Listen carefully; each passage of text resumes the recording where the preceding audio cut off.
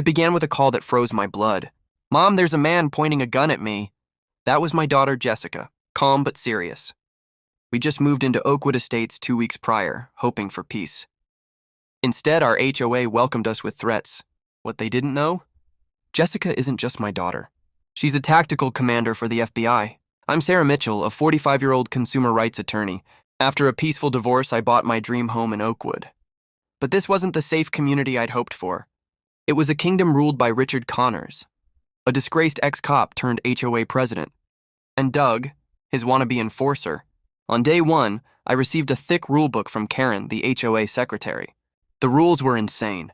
No guests without permission, no street parking after 10 p.m., and the HOA could enter your home with 24-hour notice. It felt more like surveillance than safety. Then came the violations. I got fined for parking 2 inches over a faded line. Jessica, ever observant, noticed it was signed by D. Peterson Security Enforcement. A fake title. We pushed back, and that's when it escalated. Doug spray-painted a red X on our lawn and tapped his gun holster as a warning. Jessica just smiled. "Mom, I'm staying. This is bigger than a fine." We soon uncovered everything: bribes, intimidation, and a scheme to force out residents, buy their homes dirt cheap, then flip them for millions after a planned rezoning. Our house was next on the hit list. When Doug showed up at a neighbor's door waving a gun over a camera dispute, Jessica stepped in. He fired a warning shot. She disarmed and detained him like it was routine. Police arrived. She showed her FBI badge. Doug was arrested. Richard fumed, but the tide was turning.